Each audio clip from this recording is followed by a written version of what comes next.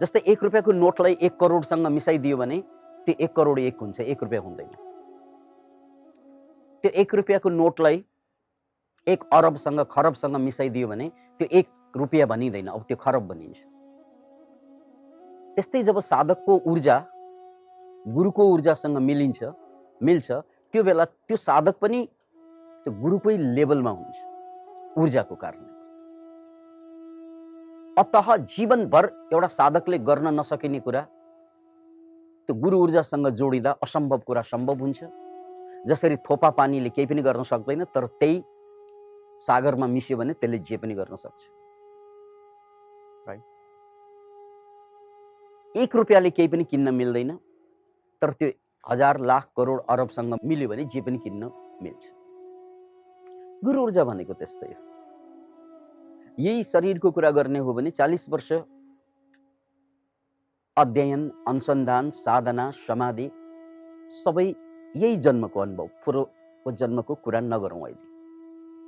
त्यो 40 वर्षको साधना, त्यसबाट निस्कने शक्ति, ऊर्जा, याद राख्नुहोस् यो कुरालाई। 40 वर्षको साधना र त्यसबाट निस्कने शक्ति, ऊर्जा, ज्ञान, विज्ञान, त्यो जम्मै वेभको रूपमा गुरु ऊर्जाबाट अर्कोमा ट्रान्सफर हुन सक्छ,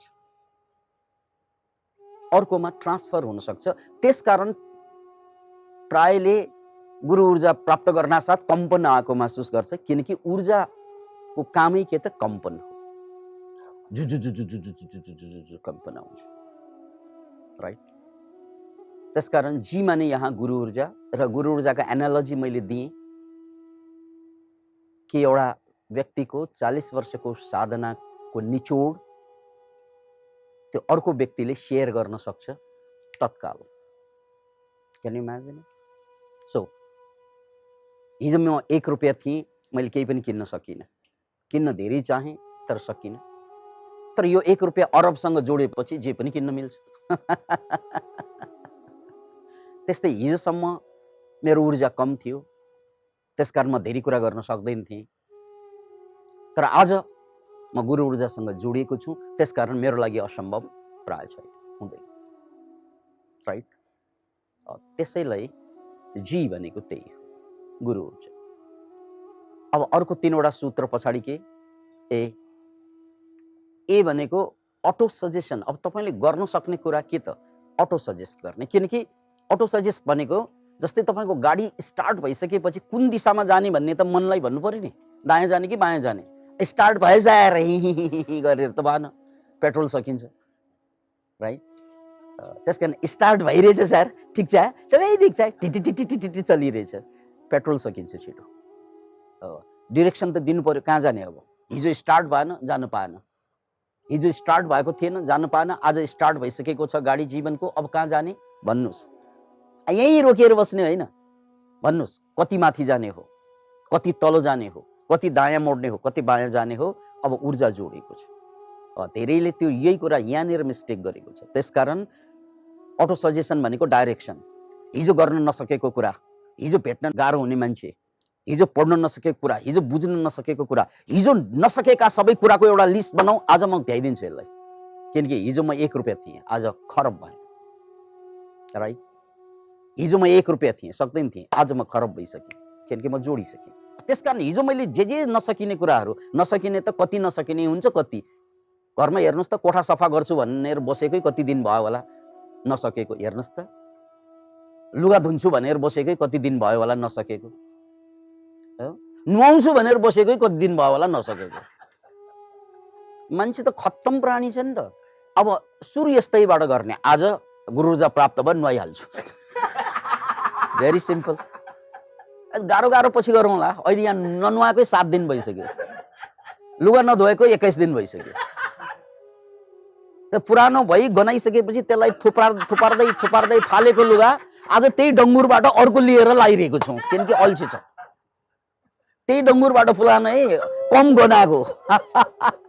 त्यस्ता पनि धेरै केटाहरू भेटिन्छ हौ। हजुरहरूको आफ्ना छोराछोरी सम्झेर हाँस्नु भयो कि क्या? होस्टेलमा बस्नेहरूले त्यही गल्ती गर्छन्। राइट? किनकि ऊर्जा छैन, एनर्जी छैन। त्यसकारण कमसे कम चाहिँ गुरु ऊर्जासँग कनेक्सन भएर आज लुगा धुन्छु, आज नुहाउँछु, आज कोठा सफा गर्छु, अथवा आमा बाबालाई सघाउनु त पर्ने नै हो, तर अचेलका छोराछोरीले सघाउँदैन। गुरु ऊर्जा लिएर चाहिँ ल आज त जसरी पनि सघाउँछु भनेर लगाइदिएको भए एकचोटि ट्राई गर्नुहोस् त आफ्ना छोराछोरीलाई गुरु ऊर्जा लिनु किचनमा सघाउने चाहिँ आमा बाबालाई भन्नुहोस् त। Can you imagine it? You can use this energy for anything. जे कुराको लागि पनि प्रयोग गर्न सकिन्छ, जे कुराको लागि पनि, वाट एभर इट इज। तपाईँहरूले बुझिरहनु भएको छैन अहिलेसम्म यो गुरु ऊर्जा कहाँ प्रयोग गर्ने भन्ने नै थाहा छैन। जेको लागि पनि प्रयोग हुन्छ, तर सुरु चाहिँ सानोबाट गर्नु पर्यो। किनकि विश्वास पनि त बन्नु पर्ने हुन्छ भन्ने कुरा हुँदैन भन्ने पहिल्यै विश्वास बन्यो भने के भन्छ, गर्दैन त्यसले। त्यसकारण ठुलोबाट होइन, फेरि यहाँ बसेर म ऐश्वर्या रायसँग बिहे गर्छु भनेर गुरु ऊर्जा अब प्राप्त भए ऐश्वर्या रायसँग बिहे गर्छु भनेर तपाईँले इन्फर्मेसन दियो भने यो असम्भव हुन्छ। किनकि यो मैले किन उल्लेख गरेको भन्नाले मैले पहिला माइन्ड टेक्नोलोजी सिकाउँदाखेरि एकजना मित्र जो गाडीमा आउनुहुन्थ्यो र उसँग ड्राइभर पनि थिए, ड्राइभरले पछाडि बसेर सुनिरहेको, अब यो इन्फर्मेसन दिएर सूचना दिएर भिजुअलाइजेसन गरेर जे पनि सम्भव बनाउन सकिन्छ। त्यसपछि त्यो ड्राइभरले चाहिँ ऐश्वर्यासँग बिहे गर्ने इन्फर्मेसन दिँदै गए, 2 वर्षपछि पागल भए। किनकि त्यो नचाहिने कुरा, नहुने कुरा, असम्भव कुरा गर्नु हुँदैन। तपाईँलाई विश्वास हुनुपर्छ यो काम बन्छ। त्यो ग्रेजुअली। त्यसकारण ननुहाएको भए आज नुहाउँछु, लुगा नधोएको भए आज धुन्छु, हो, कोठा सफा नगरेको धेरै भयो, म्यानेज नगरेको धेरै भयो, बाहिर ननिस्केको धेरै भयो, हो, डाँडा नचढेको धेरै भयो, यात्रा नगरेको धेरै भयो। के रोकिरहेको छ तपाईँको जीवनमा? श्वास बाहेक सबै रोकिरहेको त हो। त्यसकारण सासले झुक्याइदिन्छ अझै बाँचिरहेको छु भनेर। मर्न त पहिल्यै मरिसक्यो मान्छे, सासले मात्रै झुक्याएर बसेको छ। किनकि सास चलिरहेछ, अरू केही पनि चल्दैन, जिन्दगी केही पनि चल्ने छैन। न बुद्धि चल्छ, न ज्ञान चल्छ, न शान्ति, न आनन्द, केही पनि चलिरहेको छैन। तर सासले झुक्याइरहेको के छ त भने अझै पनि बाँचिरहेको छु भन्ने। अमेरिकन राष्ट्रपति, एकजना पुरानो राष्ट्रपतिले के भनेका थिए भन्नाले मान्छे मर्न त कहिल्यै मरिसकेको हुन्छ, खालि चाहिँ दागबत्ती दिने अथवा त्यसलाई गाड्ने काम मात्रै धेरै पछि गरिन्छ। मर्ने त ऊ 25 वर्ष, 24 मा, कोही 23 मा, कोही 22 मा, कोही 26 मा, कोही 35 मा मरिसक्छ। भने साइकोलोजिकल्ली डेड भइसकेको हुन्छ, खालि फिजिकल्ली डेड हुन टाइम लाग्छ।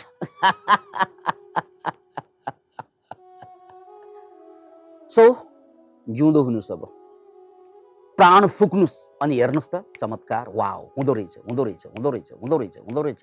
बिस्तारै तपाईँको लागि असम्भव केही पनि रहँदैन।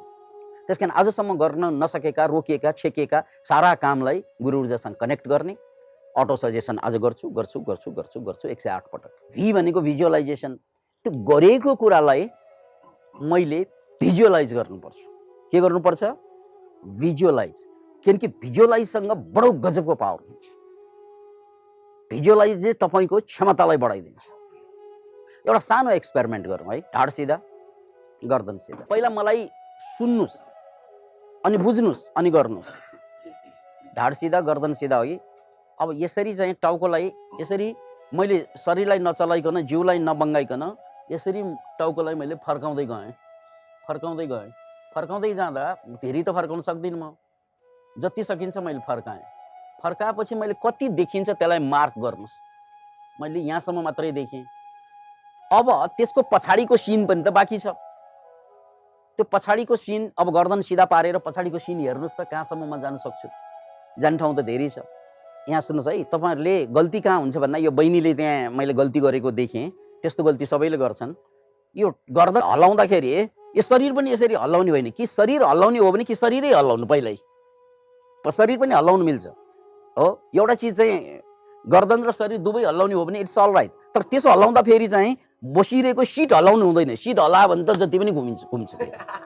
त्यसकारण तपाईँले यो सिटलाई चाहिँ ट्याक्कै राख्नुहोस्, दह्रो बनाउनुहोस्, सके पद्मासनमा बस्नुहोस् ट्याक्कै, हो। अब घुमेर हेर्नुहोस् त तपाईँले कहाँसम्म हेर्न सक्नुहुन्छ। अनि टाउको यसरी पारेर हेर्नुहोस् त कतिसम्म पछाडि जान सकिन्छ। जाने ठाउँ त धेरै छ, अहिलेलाई चाहिँ जाने ठाउँ धेरै छ। ढाड सिधा, गर्दन सिधा, तर शरीर घुमाएर मैले जति हेर्न सक्छु त्यति मात्र हेर्ने। तर जाने ठाउँ धेरै छ। ओके, त्यो जाने ठाउँलाई चाहिँ हेर्नुहोस्, निहाल्नुहोस्। यसरी घुमाउँदा तपाईँको झ्याल आउला, तपाईँको पिक्चर आउला, के आउला पछाडिको, कहाँसम्म तपाईँ घुमाउन सक्नुहुन्छ त्यही हेर्नुहोस्। ओके, क्लियर भयो भने यस्तो भन्नुहोस् है, क्लियर भएको। ओके, अब तपाईँले घुमेको ठाउँ यति घुम्नुभयो, तर जान सक्ने ठाउँ त धेरै बाँकी छ। ऊ यसरी शरीरलाई यस्तो यस्तो गर्यो भने त धेरै जान्छ। अब यस्तो त गर्न पाइएन। तपाईँको शरीरलाई स्थिर राखेर जति घुम्छ, अघि जति घुमाउनु भयो त्यो अनुसार मात्रै घुमाउने हो, तर जाने ठाउँ धेरै बाँकी छ। त्यो ठाउँलाई भिजुअलाइज गर्ने, के गर्ने? भिजुअलाइज गर्ने। यसलाई याद राख्नुहोस्, भिजुअलाइज गर्ने भनेको यसरी जहाँसम्म जान सकिन्छ त्यसलाई भिजुअलाइज गर्ने। किनकि तपाईँको क्षमता, यो हेरेको के त तपाईँको क्षमताले जहाँसम्म पुग्छ त्यो तपाईँको क्षमता हो। यहाँसम्म मेरो गर्दनको क्षमता, मेरो शरीरको क्षमता, मोड्ने क्षमता यति, मैले यति हेरेँ। तर पर पनि त सिन छ। हो, त्यो परको सिनलाई निहाल्नुहोस्। हेर्नुहोस् त कहाँसम्म जान सकिन्छ, यसरी पहिला निहाल्नुहोस्, यसरी यसरी फर्केर निहाल्नुहोस् त कहाँसम्म। त्यहाँ मार्क दिनुपर्छ, कहाँसम्म जाने त्यहाँ मार्क। ओके, पछाडिको सिन हेर्नुभयो है। अब गहिरो सास तान्नुहोस्।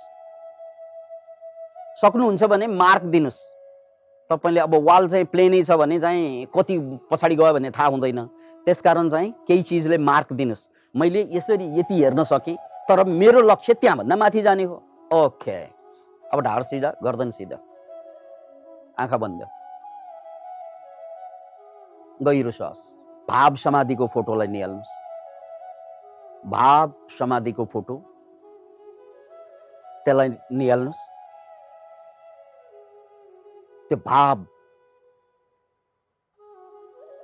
युक्त तस्बिरलाई निहाल्नुहोस्।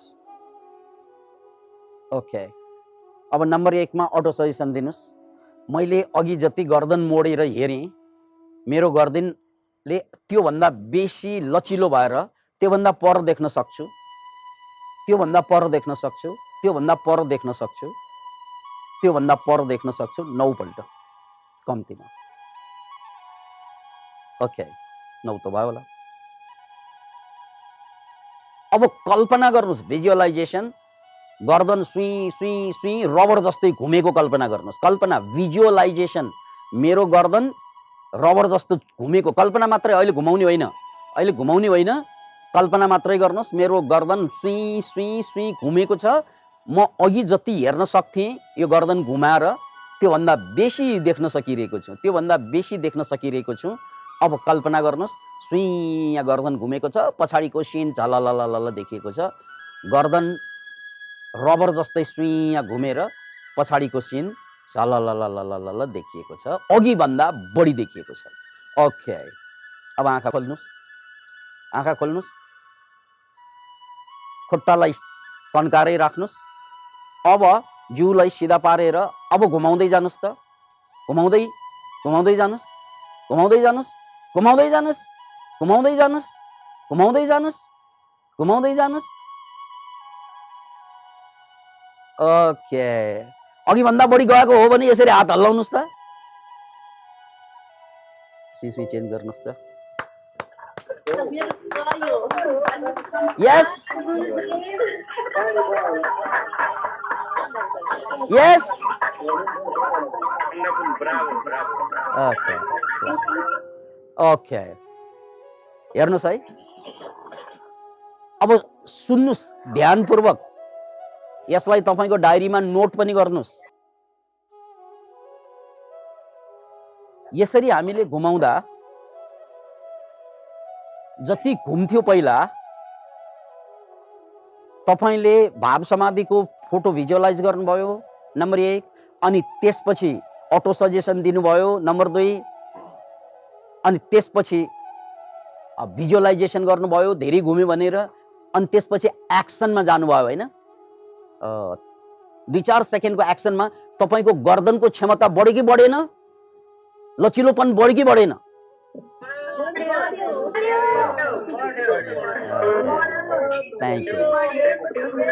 Thank you. सुन्नुहोस् है, एक क्षणमा पनि क्षमता बढ्दो रहेछ। Can you imagine it? एक क्षणमा। जी भनेको के रे? नोट गर्नुहोस्, जी भनेको गुरु ऊर्जा, त्यसको लागि भाव समाधिको फोटो नम्बर 1। ए भनेको के रे? अटो सजेसन, म सक्छु सक्छु सक्छु, अघि भन्दा बेसी गर्न सक्छु सक्छु। अनि भी भनेको भिजुअलाइजेसन, ए भनेको एक्सन। तत्काल तपाईँको क्षमता चेन्ज भइसकेको छ। Can you imagine it?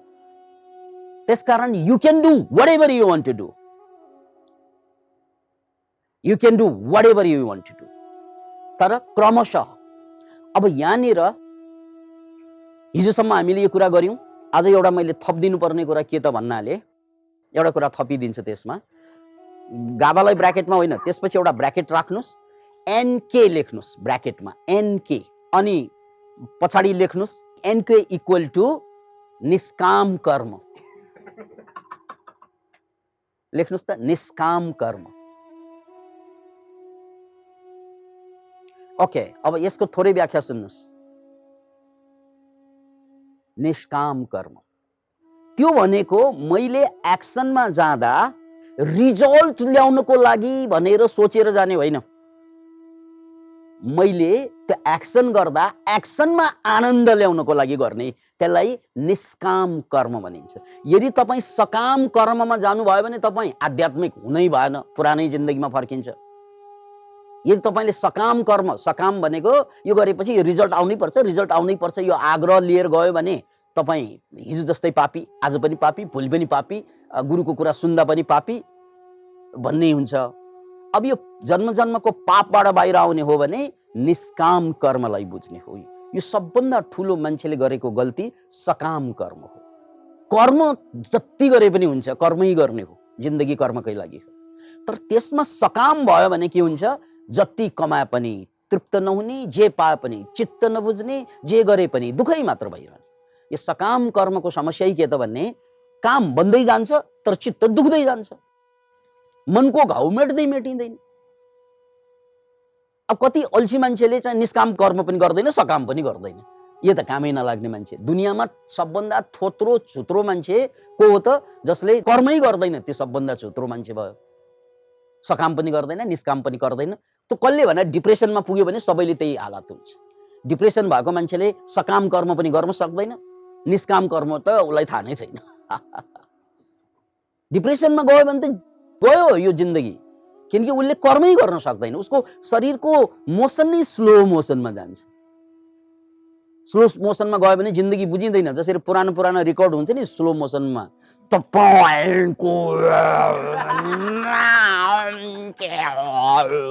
तपाईँको नाम के हो भन्नलाई यस्तो भन्छ।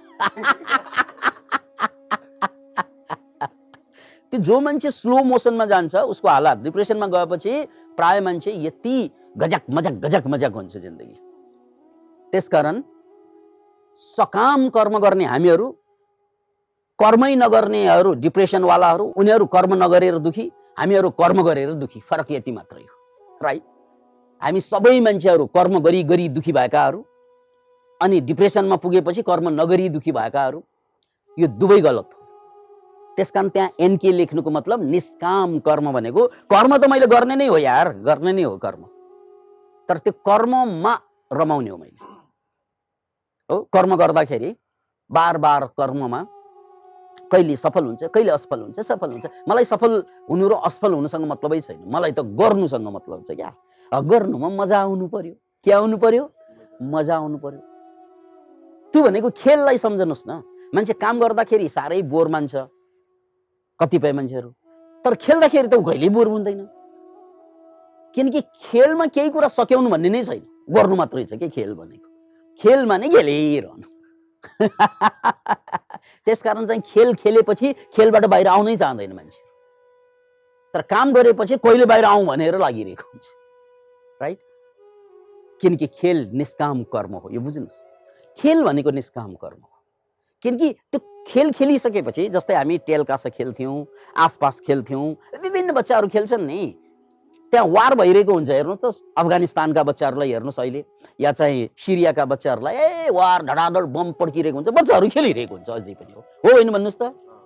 ठुला मान्छेहरू फिट फिट भइसकेको छ, बच्चाहरू त्यहाँ अझै खेलिरहेका हुन्छ, किनकि ठुला मान्छेहरू सकाम कर्ममा हुन्छ, बच्चाहरू निष्काम कर्ममा हुन्छ। ऊ त गेममा हुन्छ। त्यसलाई लीला भन्यो। भगवान कृष्णले जीवनलाई लीला भन्नुको कारण त्यही। Play with life, don't be that serious. Play with your life, जीवनसँग खेल्नुहोस्। र त्यसैलाई निष्काम कर्म भनेको। त्यसकारण गाभा फर्मुला प्रयोग गर्दा पनि एउटा ए भनेको एक्सन, मेरो एक्सन कस्तो हुनु पर्यो त भन्नाले यो पुरा हुनै पर्छ होइन, कर्म गर्नुपर्छ। त्यो आग्रह लिएर जुन दिनमा पुरा हुन्छ हुन्छ, नहुने बेलामा हुँदैन।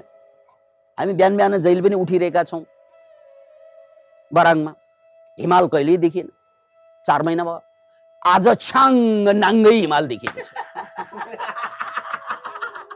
Can you imagine it? आँखै तिर्मेर आउने गरी।